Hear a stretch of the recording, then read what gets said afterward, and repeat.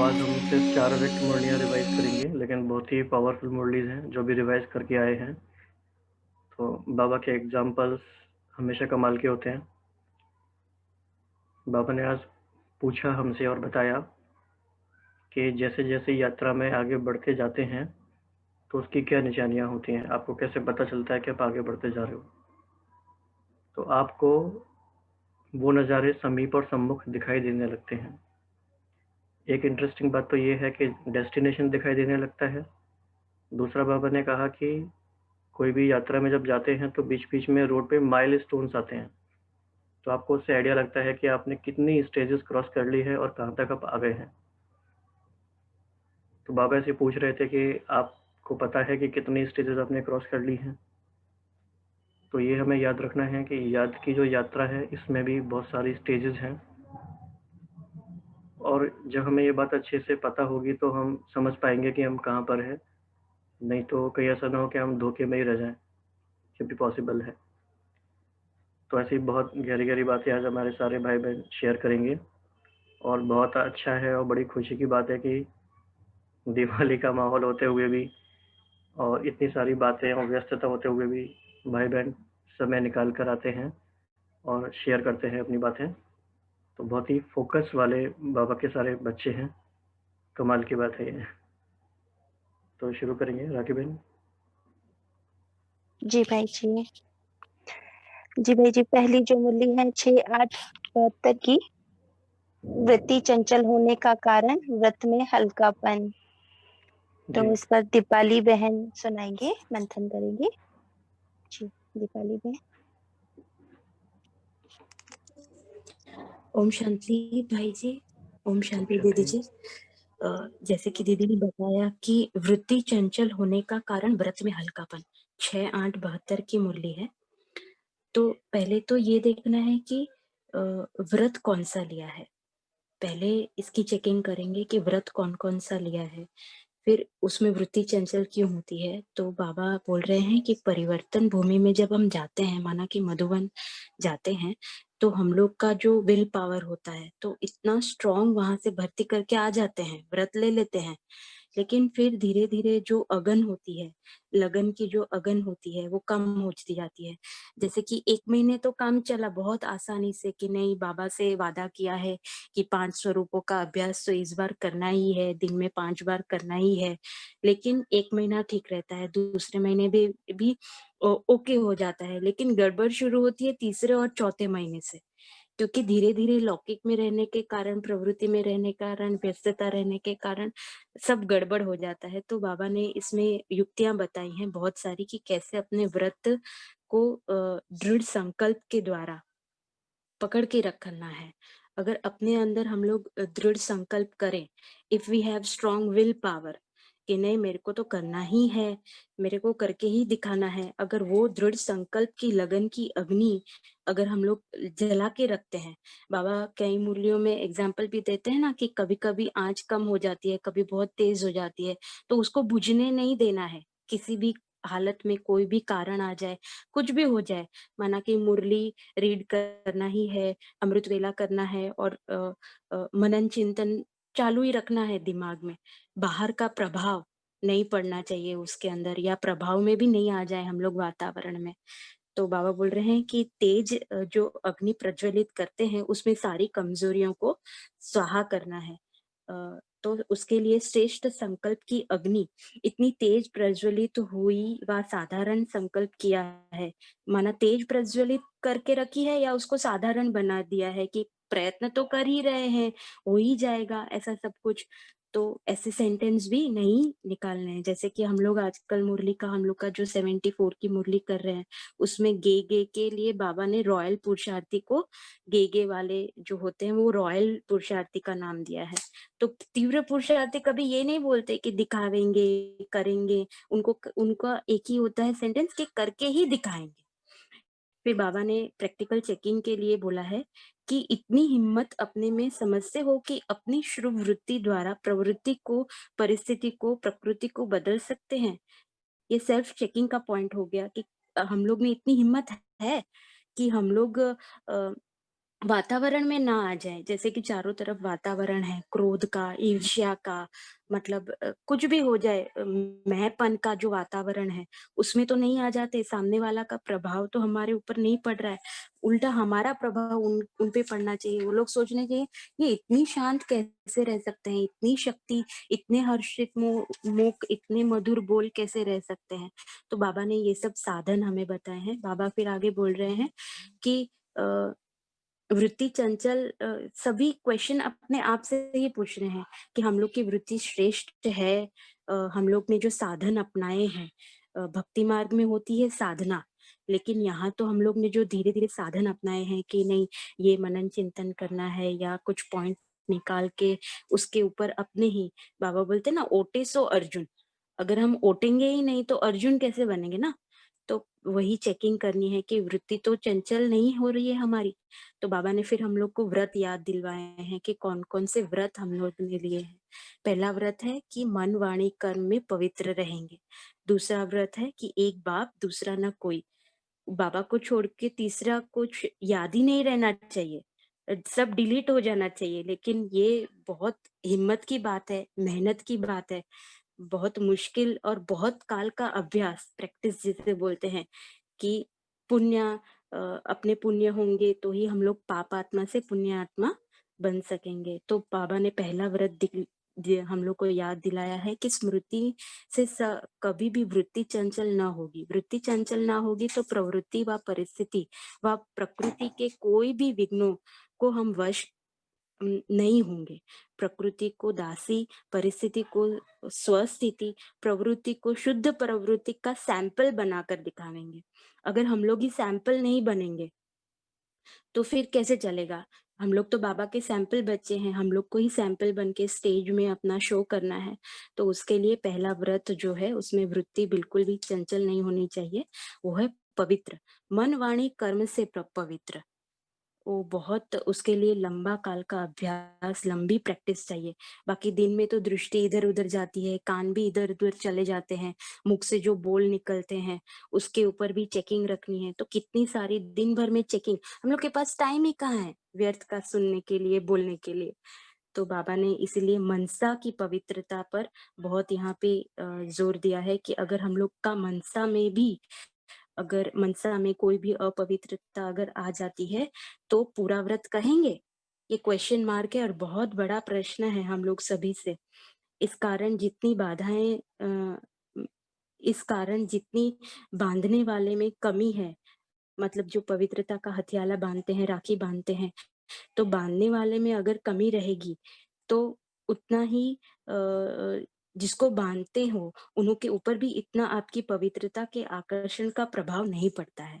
अगर हम लोग ही सैंपल बच्चे, अगर हम लोग की ही वृत्ति चंचल रहेगी तो हम लोग कैसे शो कर पाएंगे ना बाबा का। तो इसीलिए बहुत खबरदारी, बहुत चेकिंग, बहुत अटेंशन दिन भर में देना है। बाबा फिर आगे समझा रहे हैं कि भाग्य बनाने वाले तो आप हो ना, भाग्य बनाकर ही आओ। वह भाग्य बनाने की इतनी तीव्र प्रेरणा देकर आओ जो आपके पीछे पीछे आकर्षित हो, भाग्य बनाने बिना रह ना सके। कितना बड़ा सेंटेंस है, मतलब इतनी तीव्र प्रेरणा देके आना है कि हम लोग हमारे पीछे पीछे आए, आकर्षित होके आए कि इनको क्या मिल गया है, इतने खुश रहते हैं। तो इतने आकर्षण होके आने चाहिए कि क्या मिल गया है इन लोगों को। बाबा बोल रहे हैं आगे, प्रजा की भी प्रजा। ये भी एक बहुत इंपॉर्टेंट सेंटेंस है कि आजकल के जो महात्माएं गाए जाते हैं वह आप लोगों की प्रजा के भी प्रजा सदृश नहीं है। माने जो बड़े महात्मा हैं वो हम लोग की प्रजा के भी प्रजा सदृश नहीं है, क्योंकि उन्होंने अधिकार लिया ही नहीं है, बाबा का ज्ञान है ही नहीं, आत्मा परमात्मा का ज्ञान है ही नहीं। वो लोग तो गपोड़े मारते रहते हैं। तो अगर प्रजा की भी जो प्रजा होगी वह स्वर्गवासी तो होगी ना। तो इसीलिए बाबा ने कहा है कि अनुभवी मूर्त बनना। आप लोगों के एक एक बोल में इतनी शक्ति होनी चाहिए जो जैसे कि अनुभवी मूर्त होके बोलते हो। ऐसे ही ज्ञान कोरा कोरा सुना दिया, स्नेह के बिना सुना दिया, प्रैक्टिकल में अनुभव नहीं किया लेकिन सुना दिया, तो वो कोरा ज्ञान लगता है, सूखा सूखा रूखा सूखा लगता है। लेकिन अगर अनुभवी मूर्त होके उसकी प्रैक्टिस की होगी कि नहीं, मैं आत्मा हूँ, मैं शांत स्वरूप आत्मा हूँ, अगर उसकी प्रैक्टिस लंबे काल की अगर रही होगी, तभी वो हम लोग की वाणी में झलकता है और हम लोग के चेहरे चलन में दिखता है। तो बाबा बोल रहे हैं कि अनुभवी मूर्त होकर बोलते हो। आप बोलते जाओ और वह अनुभव करते जाए। तो कितनी बड़ी प्रैक्टिस, कितनी बड़ी बात हो गई कि हम जो बोल रहे हैं, वो सामने वाला अनुभव भी कर रहा है कि मैं शांत स्वरूप आत्मा हूँ, मैं सर्वशक्तिमान आत्मा हूँ। तो उसकी प्रैक्टिस अगर करी होगी, तो ही वो वाणी में और चलन में आएगा। उसके लिए बाबा बोल रहे हैं कि एक-एक बोल के साथ किसको भी अनुभव कराते जाओ। जैसे किसी को पहला पाठ देते हो ना कि आप आत्मा हो, तो उसकी भी चेकिंग बाबा ने फिर बहुत अच्छी प्रैक्टिकल करने की पॉइंट सुनाई है कि हमने तो व्रत लिया है कि एक बाप दूसरा न कोई, इसीलिए अपनी वृत्ति को चेक करना है, अपनी बुद्धि को भी चेक करना है कि ये व्रत लिया है कि दूसरों को देखेंगे, दूसरों की सुनेंगे। तो ये व्रत थोड़ी लिया है, हमने तो व्रत लिया है कि एक बाप दूसरा ना कोई। तो फिर बुद्धि क्यों जाती है? यह व्रत लिया है क्या कि दूसरों से सुनेंगे, दूसरों को देखेंगे, दूसरों की बात पे चलेंगे, ये व्रत तो हम लोगों ने नहीं लिया है। तो फिर वृत्ति चंचल क्यों होती है हम लोग की? तो दूसरी आत्माओं की तरफ चंचल वृत्ति से देखते ही क्यों हो? व सुनते ही क्यों हो? ये बहुत बड़ी प्रैक्टिकल की बात है। अगर हम लोग ने पर दर्शन, पर चिंतन, उन्होंने क्या कपड़े पहने हैं, कैसी घड़ी पहनी है, कैसा चश्मा लगाया है, मतलब वो सब अगर देखना बंद हो गया होगा, तो ही ये प्रैक्टिकल में आ सकता है कि एक बाप दूसरा ना कोई। बाकी तो वृत्ति आँखों से भी इतनी चंचल हो जाती है, कानों से भी, मुख द्वारा भी, तो बहुत वृत्ति चंचल हो जाती है। बाबा फिर बोल रहे हैं, जो बाप से सुना है, वही बोलना है। फिर और शब्द व व्यर्थ बातें कैसे कर सकते हो?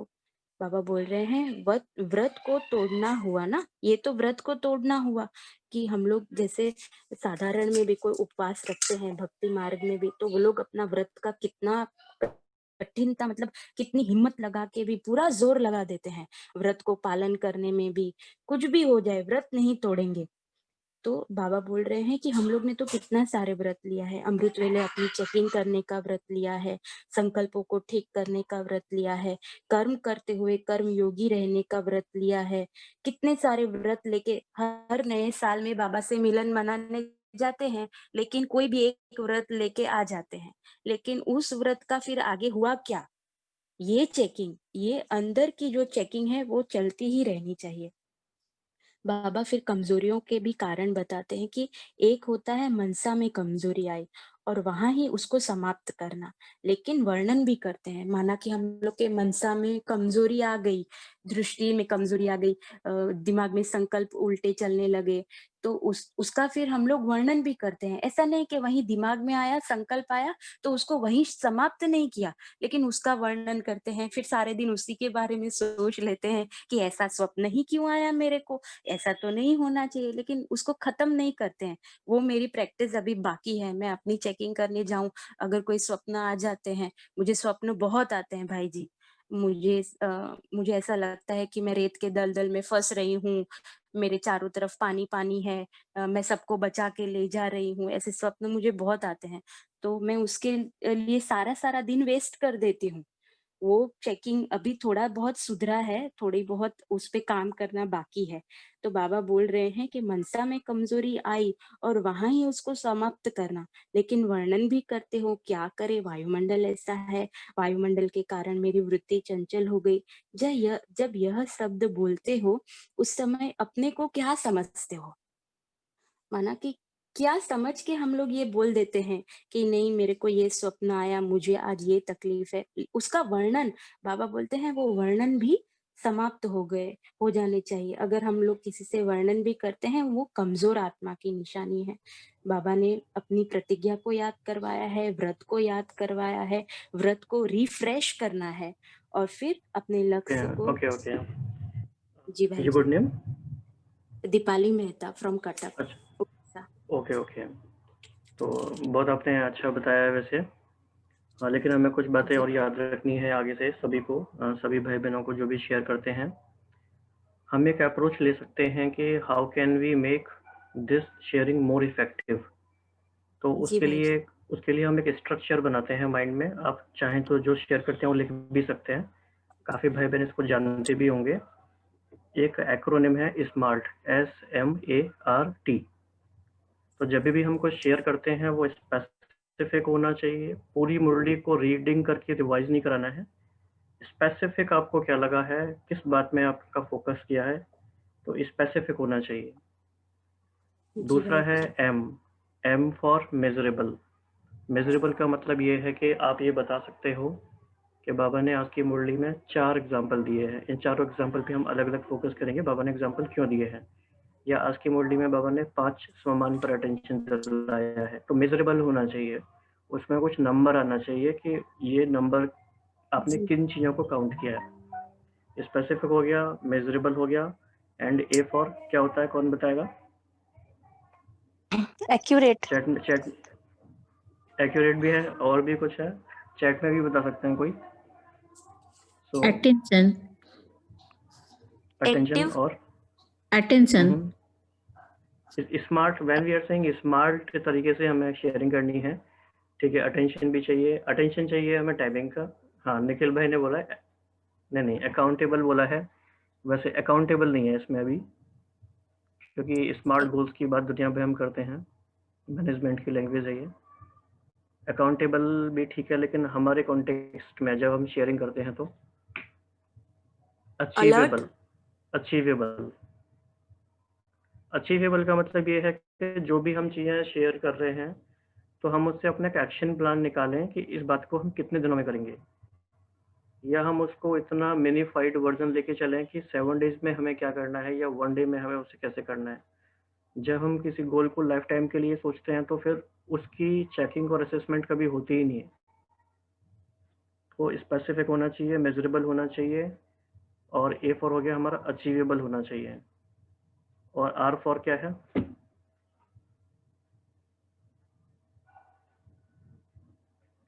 कोई बताएंगे? R for SMART। रिमार्केबल। अच्छा है, लेकिन इसमें ये रिमार्केबल नहीं है, वैसे अच्छा है आपका आइडिया। तो R क्या है?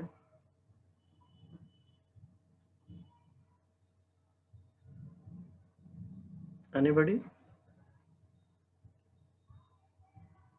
R फॉर है रिलेवेंट। जो भी हम शेयर कर रहे हैं वो मुरली के अकॉर्डिंग कितना रिलेवेंट है, बदलते हुए परिस्थितियों में कितना रिलेवेंट है, और जो हमारे इतने बुद्धिजीवी भाई बहन ऑलरेडी पढ़कर आए हैं, जो काफ़ी अच्छे से डीप स्टडी करके आते हैं, उनके लिए हम जो शेयर कर रहे हैं वो कितना रिलेवेंट है, क्या कुछ वैल्यू एडिशन हमने की, या हमने चीज़ों को जस्ट रिपीट किया उनके लिए। अदरवाइज अगली बार से उनको लगेगा कि क्या फ़ायदा, ये तो मुझे पता ही है, राइट। रेगुलर भी लिखा है किसी ने, ओके। तो रिलेवेंट होना चाहिए, एंड T फॉर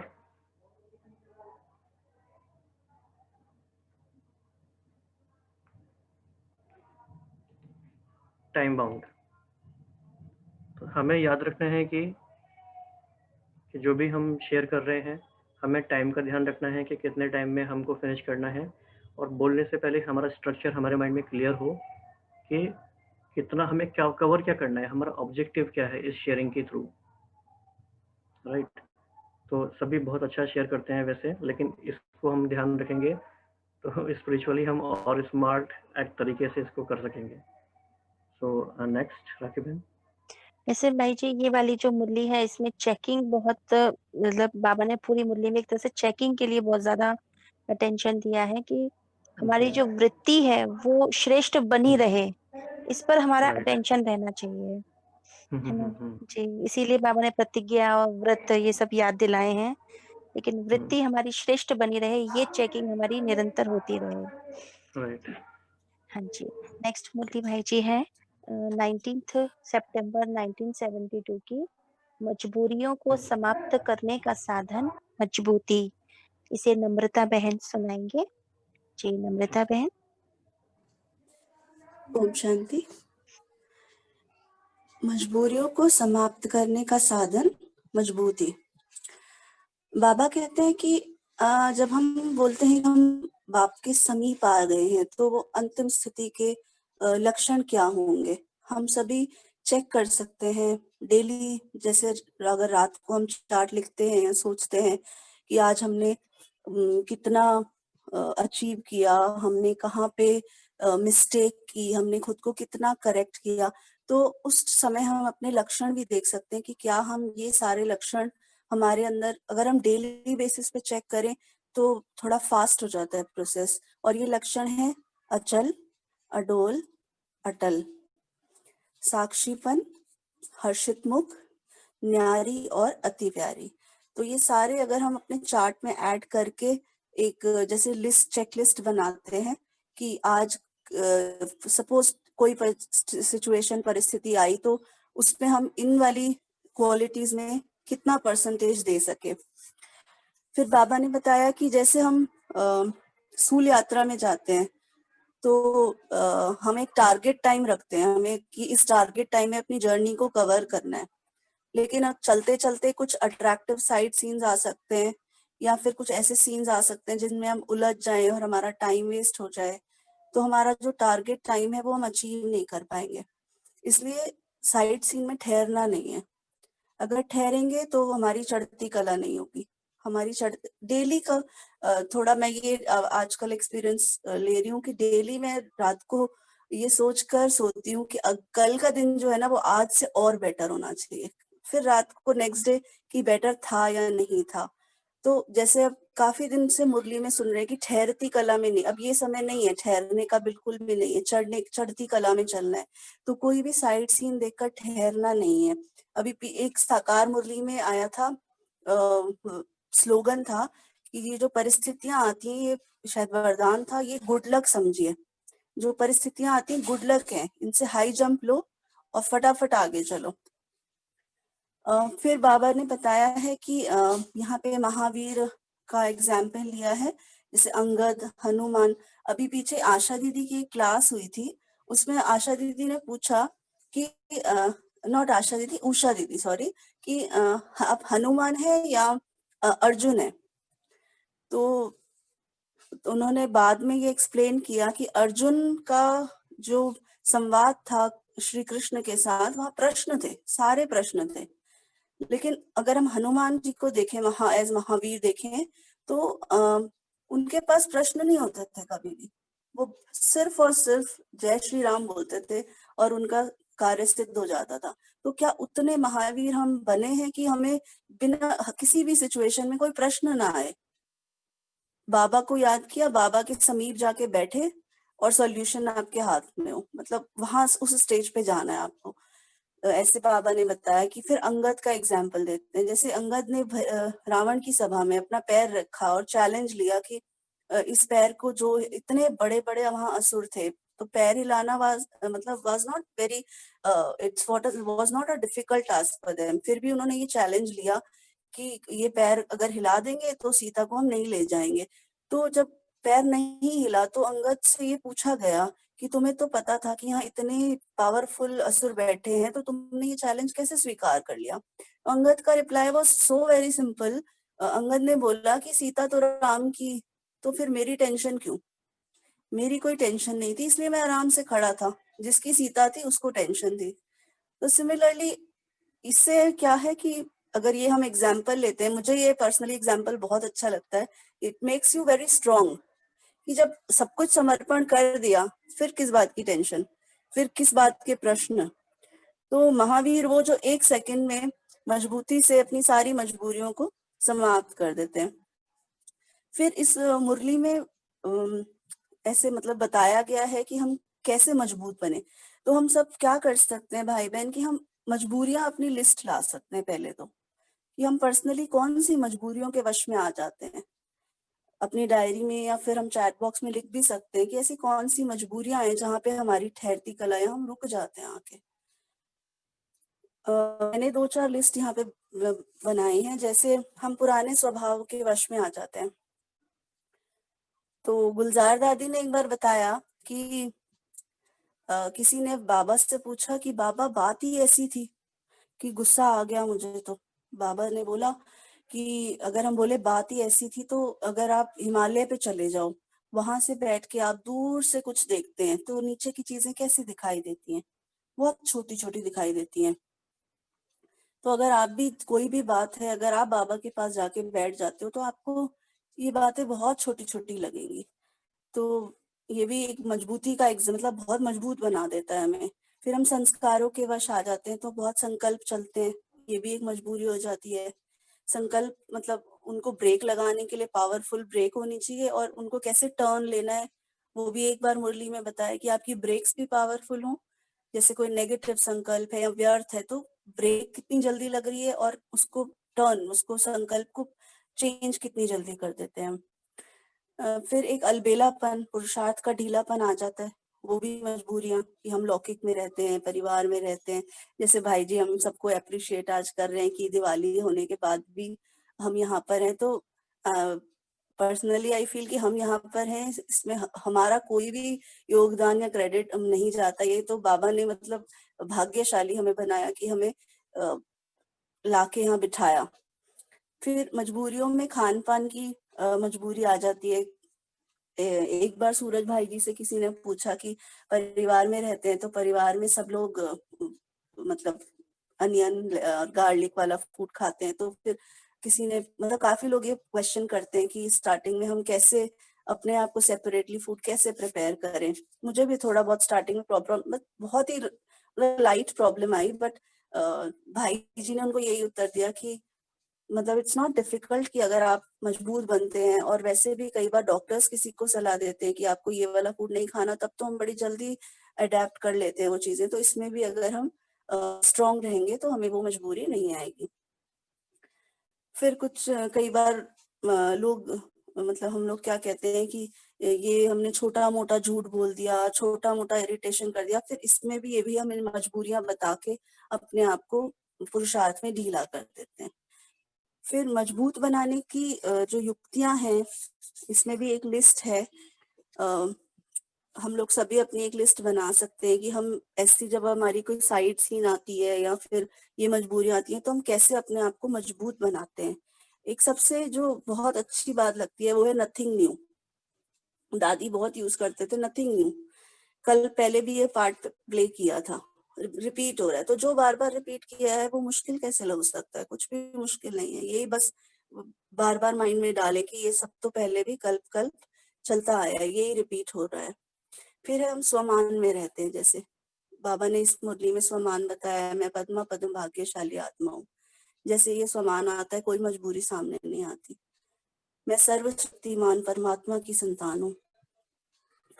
बाबा का वर्षा मेरा जन्म सिद्ध अधिकार है। इस स्वमान में रहते हैं, बहुत मजबूत हो जाते हैं। जैसे बोलते हैं कि किसी पर्सनालिटी का, किसी प्राइम मिनिस्टर का ड्राइवर होता है, वो भी एक नशे में रहता है, उसको किसी का मतलब फिक्र नहीं होता। बाबा कहते हैं तुम बेफिक्र बादशाह हो। तो इसलिए हम भी सर्वशक्तिवान परमात्मा की संतान है, तो हम भी बेफिक्र बादशाह होते हुए हमें बिल्कुल भी मतलब मजबूरियों में जाने की या सोचने की जरूरत नहीं पड़ती जब हम इस स्वमान में आ जाते हैं। फिर बाबा ने बताया कि एक युक्ति है बेहद की वैराग्य वृत्ति में रहना। जैसे हमने पिछली बार भी पिछली क्लास में भी नष्टो मोहा होने पर डिस्कस किया था कि नष्टो मोहा स्मृति स्वरूप। तो अगर नष्टो मोहा है तो डगमग नहीं होते, मोह में आ जाते हैं तो डगमग हो जाते हैं। फिर मोह में आके जैसे खान पान की मजबूरी में चले जाते हैं, बोल वचन की मजबूरी मतलब वाचा में आ जाते हैं। इसलिए ये बेहद की वैराग्य वृत्ति में रहना है। फिर साक्षी स्वरूप हो जाना। जैसे हम कोई, अब तो हम फिल्म और सीरियल्स ये सब देखते नहीं है, बट एक पुराने अगर एक्सपीरियंसेस से सोचें कि हम ड्रामा देखते थे, कोई मूवी देखते थे, तो उसमें हर तरह का सीन आता है, एक्सट्रीम्स के सीन आते हैं। तो उसमें हमारी अवस्था डगमग नहीं होती, एक रस रहती है कि पता है कि सामने ड्रामा चल रहा है, एंड होगा और एंड अच्छा ही होगा। एक मिनट,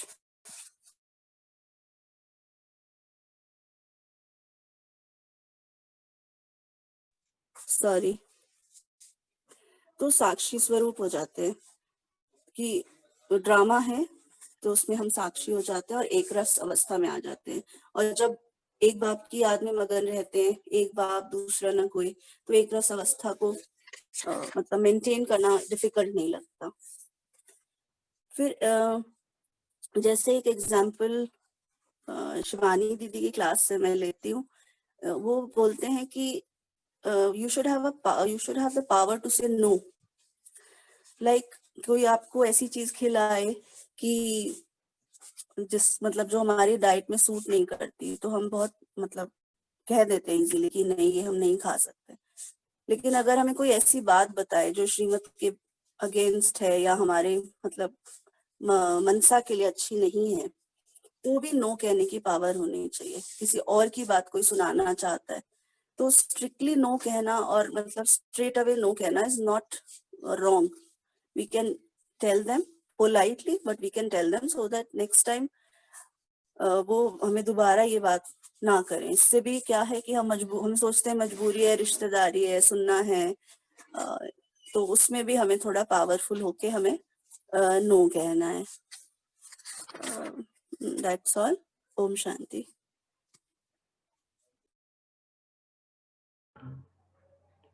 थैंक यू नम्रता बहन, आपने काफ़ी सारे रेलेवेंट एग्जांपल्स देखे और क्लासेस से भी काफ़ी सारी बातें लेके अच्छा बताया।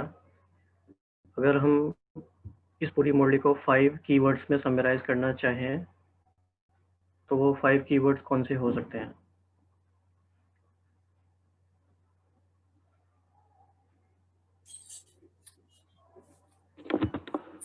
इसमें 5 कीवर्ड्स अगर हम देखें तो जैसे एक तो लक्षण है, जो अंतिम स्थिति के लक्षण बताए हैं। आप 1 वर्ड के लिए पूछ रहे हैं, मतलब 1 वर्ड होना चाहिए? 1 वर्ड या मतलब जो शब्द युग्म भी हो सकता है, फ्रेज भी हो सकता है।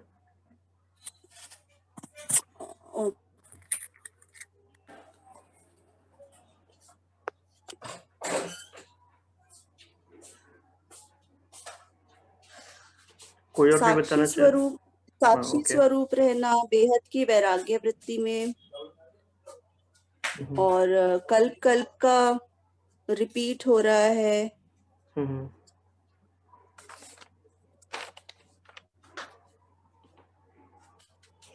महावीर बनने, नष्टो मोहा, स्मृति स्वरूप, साक्षी स्वरूप, गंभीरता, रमणीकता, राइट।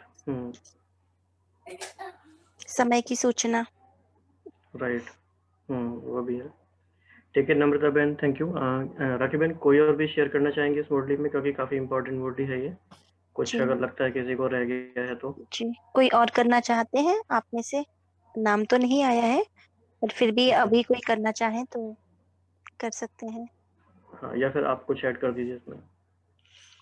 जी, इसमें मेन भाई जी जो बाबा ने गंभीरता और रमणीकता के लिए कहा है ना, कि वैराग्य वृत्ति का मतलब ये नहीं है कि हम गंभीर हो गए, सबसे वैराग्य हो गया।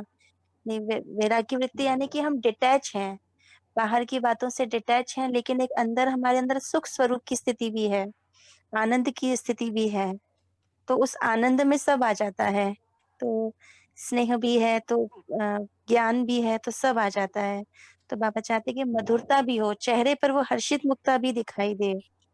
तो जो आत्मा वैराग्य होगी, डिटैच होगी, तो उसमें स्वतः ही एक अंदर जो आनंद है, क्योंकि आनंद जो है वो अतीन्द्रिय सुख वाली अवस्था है, वो आने लगेगी, और वो चेहरे पर अपने आप ही है जो हर्षित मुक्ता, जो प्यारी अवस्था कह सकते हैं, मधुरता है, वो दिखेगी।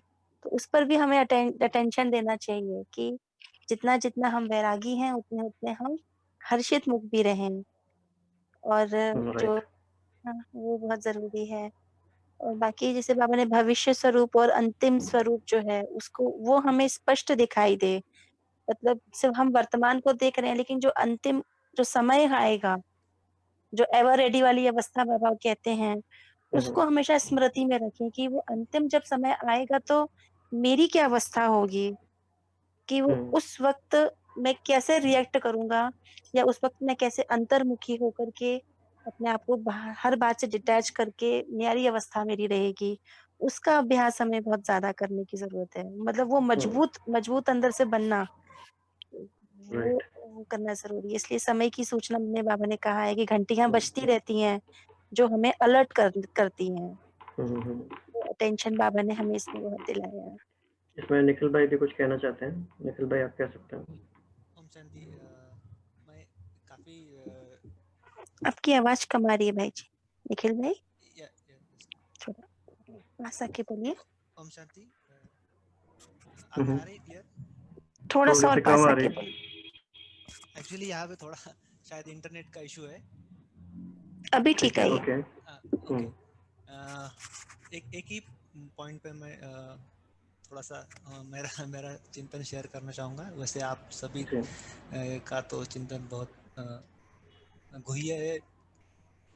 तो बाबा यहाँ एक कहते हैं घबराना नहीं है, गहराई में जाओ तो घबराहट बंद होगी, गहराई में न जाने कारण घबराते हो। तो यहाँ एक आई ऑफ स्टॉर्म का एग्जांपल देना चाहेंगे कि स्टॉर्म में जो होता है, स्टॉर्म में घबराहट मतलब जो सेंटर पॉइंट है वहाँ पे स्टॉर्म का इतना इफेक्ट नहीं रहता है, ये तो जैसे बाहर रहता है। और गहराई में जाने के आप यहाँ कहना चाहते हैं कि अंतर्मुखी होकर गहरा अपना विचार सागर मंथन करो तो घबराहट नहीं होगी।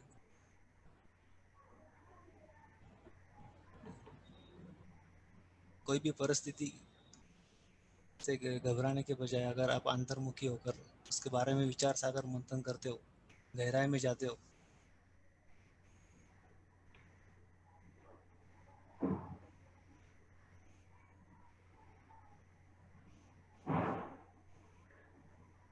बहुत अच्छा पॉइंट है, ये बहुत इम्पोर्टेंट बात है।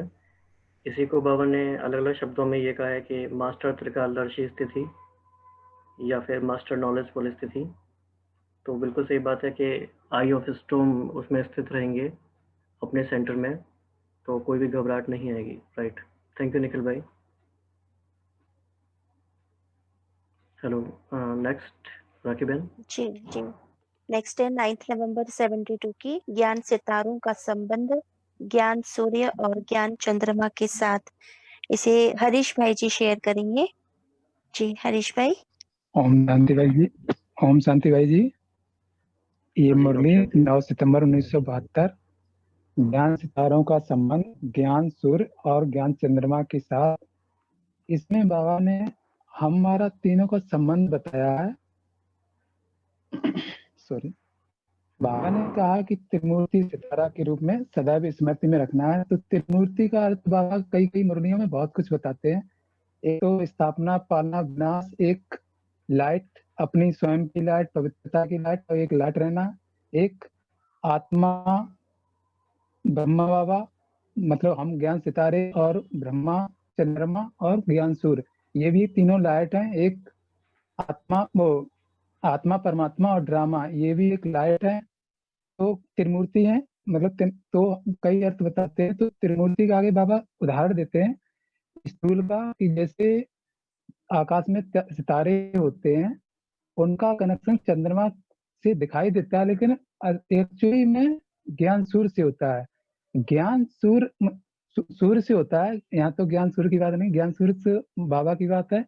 सूर्य का एक ग्रह होने पर भी वो किसी के साथ भाईबंदी नहीं करता, वो अपने आप सभी को रोशनी देता है, लेकिन हमारे ऊपर डिपेंड करता है हमें कितना धूप चाहिए, तो उसके लिए हमें खुले में जाना पड़ेगा। वैसे ही ज्ञान सूर्य किसी को कुछ देता नहीं है, वो सिर्फ बांटता है।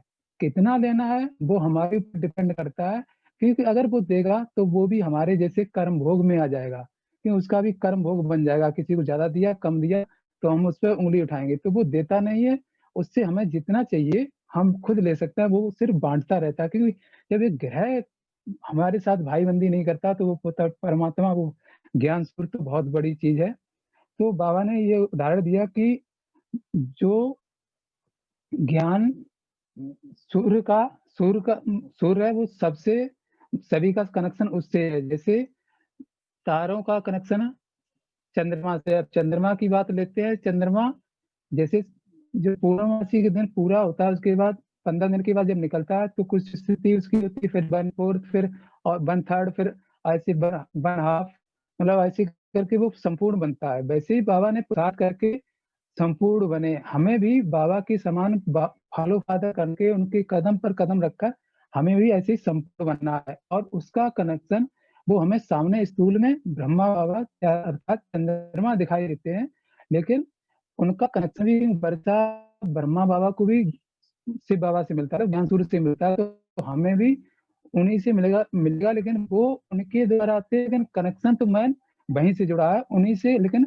उनके द्वारा हमें मिलता है। तो ये बाबा हमें इसमें समझा रहे। बाबा आगे कह रहे हैं कि सम्मेलन के बारे में बता रहे कि सम्मेलन का अंतिम चित्र जो दिखाया है उसका उदाहरण बाबा बता रहे हैं कि गोवर्धन पर्वत के लिए उंगली दिखाते हैं तो उसमें 3 शब्द बताते हैं कि सहयोग और सभी का स्नेह और एक रस स्थिति। अगर सहयोग नहीं होगा सभी का तो वो काम नहीं होगा। ऐसे ही बाबा ने हमें किस लिए चुना है, उसमें अगर हम सहयोग नहीं होंगे, और उसके लिए भी बाबा ने कहा तुम्हारा वो प्रैक्टिकल में चित्र भी है। जब सहयोग की शक्तियों को दिखाते हैं, सहयोग की शक्ति जो हमारे अंदर शक्तियां उनमें भी है, स्नेह की भी शक्ति दिखाते हैं, एक रस स्थिति का भी चित्र है, तो सभी के चित्र भी दिखाते हैं। उसके बाद उसमें जो गोवर्धन पर्वत में वो भी तीनों स्थिति वहां पे सामने दिखाई देती है। अगर सभी का स्नेह नहीं होगा तो वो सहयोग नहीं हो पाएगा, और अगर एक रस स्थिति, अगर वो हम जो सहयोग दे रहे उंगली लगा रहे वो टेढ़ी मेढ़ी हो जाएगी तो वो सहयोग नहीं होगा। टेढ़ी मेढ़ी मतलब पुरुषार्थ की जो हमारी, जो हम रोज बुद्धि का इधर उधर भटकना, अर्थात हम उंगली टेढ़ी मेढ़ी होना, तो बुद्धि को अगर भटकाएंगे तो एक रस स्थिति नहीं हो जाएगी, उसी से दो मतलब स्थितियां भी बिगड़ जाएंगी। बाबा ने कहा कि अंतिम स्टेज के लिए प्रैक्टिकल में लाना है। अगर ये सोचेंगे हम अंतिम स्टेज के लिए और अंतिम समय में ही पुरुषार्थ कर लेंगे, क्योंकि इससे स्थिति और आगे भयानक आने वाली है। तो अंतिम स्टेज में तो अंतिम स्थिति के लिए हम पुरुषार्थ कर ही नहीं पाएंगे, उसके लिए अभी से तैयारी करेंगे। हम अपना अनुभव बताते हैं कि हमें जब टाइम मिलता है तो जो भी हमें शाम की ये क्लास करनी है, कल की क्लास करनी है, तो हम पहले से दिन में ज्यादातर हम अगर सुबह के टाइम मिल जाता है तो दोपहर तक क्लियर करके रखता हूँ कि शाम को किसी वक्त भी अचानक से इधर उधर कोई भी आ जाती है बात, फिर भी हमारा रेडी है तो हमें निश्चिंत है। अगर निश्चिंत नहीं है तो शाम को फिर हड़बड़ाहट हो जाती है, क्योंकि वो फिर बन नहीं पाता, काम नहीं बन पाता, क्योंकि कोई और भी काम आ जाता है तो हम फंस जाते हैं। तो वैसे ही हमें अंतिम स्टेज के लिए अभी से रेडी रहना है। रेडी हम जब रहते हैं तो जैसे कोई भी विद्यार्थी परीक्षा के लिए रेडी रहता है तो उसे कोई टेंशन नहीं रहती है, उसका कोई पेपर जब से मतलब आउट हो जाता है तो वो पेपर दोबारा होता है तो उसके लिए वो पढ़ा हुआ रहता है, टेंशन फ्री रहता है। लेकिन नए नए में अगर तैयार नहीं होते तो वो घबराते हैं, अरे कैसा पेपर आएगा, क्या क्वेश्चन हल करना है। तो अब जब क्वेश्चन भी बाबा ने बता रखे, सब कुछ तैयार भी है, लेकिन हमारी तैयारी, हम स्वयं की स्थिति की तैयारी नहीं है। जो स्वयं की स्थिति होना चाहिए वो तैयारी नहीं है, इसलिए उसमें परसेंटेज बाबा बोल रहे और उसके लिए मुख्य बात है याद की यात्रा, उसमें भी नंबरवार है। तो याद की यात्रा में हम ज्ञान भी हमें अच्छे से आता है और धारण भी करते हैं, कैसे कैसे पढ़ ही लेते हैं, सेवा भी हम कर लेते हैं जैसी भी मिलती है, धारणा भी नंबरवार कर लेते हैं। लेकिन सबसे ज्यादा विघ्न याद में आते हैं। याद किसी के लिए बोलते हैं कि योग करना है तो योग के लिए किसी के पास टाइम नहीं रहता है, क्योंकि वो हमारा मन जो है जितना हमें ज्ञान में रस मिलता है या सेवा मिलता है, धारणा में भी मिल जाता है, क्योंकि उनकी देख के हमारे चित्र अच्छे बनते हैं तो हम धारणा भी कर लेते हैं।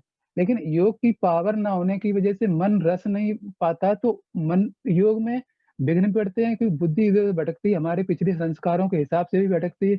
जो भी स्वप्न आते हैं वो भी हमारे पिछले संस्कारों की वजह से आते हैं, तो योग नहीं लग पाता है। तो इसलिए उसमें ही ज्यादा विघ्न पड़ते हैं। अगर वो नहीं लगेगा तो उसमें ज्यादातर परसेंटेज बंदी रहेगी।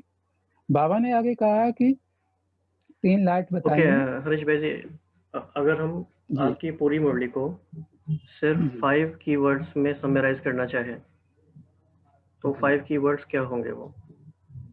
एक त्रिमूर्ति, दूसरा सम्मेलन, सहयोग, तीसरा लास्ट स्टेज, चौथी लाइट और 5वां दर्पण। ओके, ठीक है, थैंक यू। Okay, next. जी शुक्रिया। अच्छा, इसमें हम, थैंक यू। तो जैसे कि दिवाली का मौका है ही हमारे पास अभी, और बहुत अच्छा एग्जाम्पल इसमें है, तो कैसे हम यूज़ करेंगे दिवाली के टाइम में इस एग्जाम्पल को? बाबा ने कहा जैसे बल्ब होते हैं, लाइट तो सभी में होती है, लेकिन जितनी लाइट की परसेंटेज होगी इतनी जास्ती फैलेगी। तो हम इस एग्जाम्पल को बिल्कुल यहाँ से पिक कर लेते हैं और बहुत गहराई से इस अभ्यास में जाएंगे। ये लाइट वाली जो थीम है इसको पूरे हम कैसे इन 3-4 दिनों में डीपली प्रैक्टिस करें। हमारा घर है वो भी लाइट है, हमारा पिता है वो भी लाइट है, हम आत्माएं हैं हम भी लाइट हैं, हमारी स्थिति है वो भी लाइट है, संबंध संपर्क है वो भी लाइट है, मन से सेवा करना है वो भी लाइट है। तो कुछ भी याद में ना रहे, सिंपल हमें लाइट याद रहेगी। बाबा ने कहा कई तरह के बल्ब होते हैं, कुछ की लाइट इतनी कम होती है कि उनकी लाइट उन तक भी नहीं आती, कुछ की लाइट है थोड़ी थोड़ी दूर तक जाती है। तो हमें ये देखना है कि हमारी लाइट कहाँ तक जाती है। तो सिर्फ हम बल्ब हैं, सर्च लाइट है या लाइट हाउस है। तो इन्फॉर्मेशन बहुत सारी हमें मिल जाती है, मिलती रहती है मुरलीज के थ्रू भी, लेकिन फोकस हमें करना है इन्फॉर्मेशन से ट्रांसफॉर्मेशन पर, कैसे वो चेंज हम लेकर आए अपनी स्थिति में इंस्टेंटली, तुरंत। तो सभी भाई बहनों को इसमें फोकस करना है, light light light light light. 5 keywords अगर आपकी चारों मुरलियों के हैं तो वो लाइट लाइट लाइट ही है, लेकिन वो अलग अलग कॉन्टेक्स्ट में है। मैं लाइट, घर लाइट, बाबा भी लाइट, स्थिति भी लाइट और सेवा भी लाइट। तो इस तरह से करेंगे तो जैसा कि बाबा ने कहा कि लाइट है, सर्च लाइट है या लाइट हाउस है। सभी को इतनी रोशनी प्राप्त कराओ जो वह अपने आप को देख सके। कितनी बड़ी बात है ये। सभी को इतनी रोशनी प्राप्त कराओ जो वह अपने आप को देख सके। और ऐसे लाइट हाउस बनो तो सभी अपने आप को तो देख सकें। तो इस थीम पर हमें काम करना है, इस पे हमें फोकस करना है। ओके, नेक्स्ट मुरली राकीबेन। और इसमें ये भी कहा है बाबा ने कि देह को भूल अपने देही रूप में स्थित हो जाए, ऐसा पावरफुल दर्पण बन जाए कि हमारे साक्षात्कार Correct. से हमारे सामने आते ही देह को भूल अपने देही रूप में स्थित हो जाए। अब ऐसी सर्विस करनी है। नेक्स्ट है भाई जी 12 नवंबर 1972 की अलौकिक कर्म करने की कला। तो इसे रश्मि सरिया बहन आप सुनाएंगे। ओम शांति भाई जी, ओम शांति दीदी। तो ये जो मुरली है ये 12 नवंबर 72 की मुरली है और इसमें बाबा ने हम लोगों को अव्यक्त मूर्त अर्थात फाइनल स्टेज के समीप आत्मा की निशानियां बताई हैं। तो 5 निशानियां हैं। उसमें से जो पहला है वो है कि कर्म करते अति न्यारे और अति प्यारे की स्थिति सदा बनी रहेगी, उसके अनुभवी मूर्त होंगे। दूसरा है बालक और मालिकपन का जो बैलेंस है वो सदा बना रहेगा। तीसरा है एक सेकंड में कर्मयोगी और दूसरे सेकंड में कर्म से परे, दोनों स्थितियों का पावरफुल अनुभव सदा रहेगा। और संकल्प और कर्म में समानता। फिर 5वां जो है वो ये है कि वो क्योंकि समीप होंगे, मतलब याद की यात्रा में जैसे जैसे हम आगे बढ़ते हैं, तो जैसे किसी भी यात्रा में हमारे आगे माइलस्टोन्स आते हैं या हमको ऐसा पता चलता है कि हमारी यात्रा इतनी पूरी हुई है, उसी प्रकार से इसमें बाबा ने लक्षण बताए हैं कि जब हम समीप आ जाएंगे तो हमारे को क्या अनुभव होगा। तो उसमें बाबा ने बताया कि जो हमारी फाइनल स्टेज होगी, जो संपूर्ण स्टेज होगी, वो हमको स्पष्ट और सामने सम्मुख नजदीक दिखाई देने लग जाएगी, तो उसका अनुभव हम कर सकेंगे। तो बाबा ने कहा कि क्या उसको केवल जानते हो या अनुभव भी करते हो। फिर दूसरा, जो अनुभव करते हैं तो क्या उसमें स्थित क्यों नहीं हो सकते हो, बाबा ने पूछा। तो ये सारी निशानियां बाबा ने बताई और उसके बाद फिर बाबा पूछ रहे हैं कि उसमें स्थित इसलिए हम नहीं हो पाते हैं क्योंकि हम अलौकिक कर्म जो हम ईश्वरीय सेवा करते हैं, जो ब्राह्मणों का कर्म है, उसको करने की कला में कोई कमी है। तो अगर हम उन कर्मों को अति न्यारे और अति प्यारी स्थिति, अति न्यारी का अर्थ है कि एक सेकंड में साक्षी दृष्टा आत्मिक भाव करावनहार की स्मृति, और अति प्यारे का अर्थ है कि सारे गुणों का स्वरूप बन के ईश्वरीय कार्य को जिम्मेवारी से पूरा करना। तो ये दोनों स्थितियां जो हैं ये हमारी इक्वली चलती रहे, मतलब कि कर्म भी कर रहे हैं लेकिन कर्म से न्यारे होने में हमको एफर्ट नहीं आ रही है। तो ऐसे अगर हम कर्म करेंगे तो उस कर्म को अलौकिक कर्म कहा जाएगा और उसमें कभी भी हमारी स्थिति जो है वो डाउन नहीं होगी, हमेशा उन्नति ही उन्नति की ओर ही हम बढ़ते जाएंगे। तो बाबा ये कह रहे हैं कि इसके लिए हमको बुद्धि की कला सीखनी है। जो बुद्धि की कला, जैसे शरीर को किसी भी तरह से कलाबाजी दिखाने वाले जो होते हैं, वो शरीर को किसी भी प्रकार से मोड़ना या कैसे भी करके दिखाते हैं अपनी कलाबाजियां, तो उनको सब कितना अप्रिशिएट करते हैं। इसी तरह से हम बुद्धि की कला जो है, वो बुद्धि की कला जब हम हम उसमें प्रवीण हो जाएंगे, इसका अर्थ है कि हम जहाँ चाहें, जितना समय चाहें, उतना समय बुद्धि को स्थित कर सके। तो उसके लिए हमको कौन सी विशेषता की जरूरत है और उसकी निशानी क्या है कि बुद्धि की कला हमारे अंदर है। तो बाबा ने कहा कि हम 1 सेकंड में कितने भी हम कर्म में व्यस्त हैं, अगर हम इतने समर्थ हैं कि उससे हम न्यारे होकर 1 सेकंड में, अगर बाबा हमें कहे कि देही अभिमानी स्थिति में या अपने घर में परम धाम की स्मृति में स्थित हो जाओ, तो उस समय हम स्थित हो सकते हैं या हमारे मन में और संकल्प चलेंगे, यानी हम समेट नहीं पाएंगे। तो बाबा ने कहा अगर समेट नहीं पाएंगे तो फर्स्ट डिवीजन में नहीं आ सकते। तो हमारा तो लक्ष्य है कि हम बाबा से संपूर्ण वर्षा लें। तो जो संपूर्ण वर्षा लेगा उसको तो ये कला में प्रवीण होना ही पड़ेगा। बाबा ने कहा कि इसी के पीछे हमारे अंदर बाकी सारी कलाएं स्वतः आ जाएंगी। इसकी तैयारी बाबा ने कहा कि हमें चेक करना है कि हम उपराम और एवर रेडी कितने हैं। तो उपराम और एवर रेडी बनने के लिए जो तैयारी, मतलब उपराम और एवर रेडी, ये जो तैयारी बाबा ने बताई है बुद्धि की कला के लिए, तो उपराम और एवर रेडी बनने में जो बातें हमको सहायक होती है उसकी मैंने कुछ लिस्ट निकाली।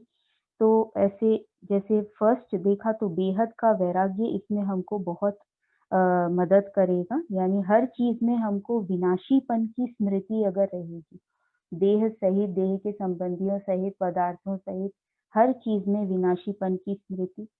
साक्षी भाव, ऐसी न्यारी स्थिति कि हम स्वयं के संस्कारों से भी साक्षी हो सके। जो आज हमारे मध्यकाल या कलयुगी संस्कार या ऐसे कोई कमजोर संस्कार हैं, उनसे भी साक्षी के मेरे संस्कार नहीं है, ताकि हम उनके ऊपर विजय प्राप्त कर सके। अशरीरीपन का अभ्यास अधिक से अधिक, ताकि हम अपने उस लाइट स्वरूप का अधिक अनुभव कर सके। घर में बहुत देर टिकने का अभ्यास, घर में बहुत देर टिकेंगे तभी तो घर का ऐसा अनुभव होगा कि घर की आकर्षण हमको खींचेगी और हम उससे न्यारे हो सकेंगे, कर्मों से हम न्यारे हो सकेंगे। फिर ज्ञान की पॉइंट्स को यूज करके हम लोग जब अपने अंदर शक्तियों का स्टॉक भरेंगे और व्यर्थ को खत्म करेंगे, तब भी हमारे लिए फुल स्टॉप लगाना, यानी बुद्धि को परम धाम में टिकाना बहुत इजी हो जाएगा। फिर और जो पॉइंट्स हैं वो ये है कि एक तो ये मेरा तो एक बाबा दूसरा ना कोई, ये पाठ हमारा एकदम पक्का होना चाहिए। सारे संबंध, सारी प्राप्तियां हमारी बाबा से एकदम पूरे अनुभव में आ जानी चाहिए। और हर सेकंड, हर संकल्प को अगर हम ईश्वरीय सेवा में, यानी हर समय हम सहयोगी बने रहेंगे, तब भी हमको एवर रेडी, क्योंकि वो हमारे संकल्प जो है वो हमको दुआएं दिला रहे हैं, तो दुआओं की लिफ्ट से भी हम हल्के रहेंगे। तो इस तरह से उपराम और एवर रेडी बनने के लिए हमको ये बातें कुछ सहयोग दे सकती हैं। इसके आगे फिर बाबा ने जो पहले माइलस्टोन्स की बात की थी कि याद की यात्रा में जो माइलस्टोन्स आते हैं, तो वो माइलस्टोन्स क्या क्या है वो बताया बाबा ने। पहली स्टेज जो थी वो बताया बाबा ने कि वियोगी। वियोगी का अर्थ है कि विघ्नों के वशीभूत होकर और अपनी अवस्था को डाउन कर लेना और बाबा से एक तरह से बाबा की विस्मृति हो जाना, ज्ञान की विस्मृति हो जाना, ये हो गई वियोगी की स्टेज। क्योंकि इसमें हमको, जब वियोगी की स्टेज रहती है तब हम अचल अडोल नहीं रहते हैं, हम परिस्थिति को देखने लग जाते हैं और अपनी शक्तियों को और बाबा को भूल जाते हैं। दूसरी स्टेज जो है वो योगी की स्टेज है, जिसमें बाबा ने कहा कि बुद्धि में एक बाप के सिवाय और किसी बात का कोई आकर्षण न हो। तो इसके लिए बाबा ने बताया कि सर्वशक्तिवान की याद अगर बुद्धि में रहेगी तो हमारी बुद्धि में और किसी तरफ आकर्षण नहीं जाएगी। तो सर्वशक्तिवान की याद बुद्धि में रहने से और तरफ आकर्षण इसलिए नहीं जाएगी क्योंकि ये याद हमको मास्टर सर्वशक्तिवान हमारे अपने स्वमान में स्थित कर देती है। हम अपनी स्वराज्य अधिकारी मालिकपन की स्मृति में स्थित होने से हमारी मन और बुद्धि हमारे कंट्रोल में आ जाएंगे। और बाबा पावरफुल हमारे सामने रहेगा तो हम हर बात को बाबा के आगे सरेंडर करके बाबा पर निश्चय बुद्धि होकर चलते रहेंगे। तो जो आने वाली बातें हैं वो हमारी बुद्धि में असर नहीं डालेगी। फिर निमित्तपन की स्मृति हमेशा बनी रहेगी, क्योंकि जो बाबा का दिया हुआ कार्य है वही हम कर रहे हैं, तो हम मैंपन से बचे रहेंगे। और बाबा सामने है तो बाबा के एग्जाम्पल को तो फॉलो करते ही रहेंगे। हर बात में निराकारी साकारी बाप को फॉलो करके हमारे कर्म एक्यूरेट रहेंगे और कर्म बंधनों में नहीं फंसेंगे। और वायुमंडल, प्रकृति और माया के प्रभाव से भी हमें प्रोटेक्शन मिलेगा सर्वशक्तिवान की याद से, क्योंकि उनके छत्र छाया में हम रहेंगे। तो इस प्रकार से सर्वशक्तिवान की याद से जो योगी बन जाएंगे वो हर सेकंड, हर संकल्प, वचन और कर्म में सहयोगी भी होंगे। क्योंकि जो सहयोगी नहीं है, इसका अर्थ है वो एक संकल्प भी बाबा ने कहा अगर दूसरा चल रहा है तो वो इसका मतलब है वो व्यर्थ में जा रहा है। तो व्यर्थ में जो जा रहा है वो तो अपना हिसाब किताब बना रहा है, या तो प्रकृति के साथ या व्यक्तियों के साथ या स्वयं के साथ। तो इस तरह से क्या होता है कि उससे वो व्यक्ति जो है वो सहयोगी नहीं बन सकता है, शक्तिशाली नहीं बनेगा, क्योंकि लीकेज बहुत हो रहा है। तो बाबा ने कहा कि योगी ही सहयोगी बन सकते, जिनकी बुद्धि में और कुछ व्यर्थ नहीं आ रहा है।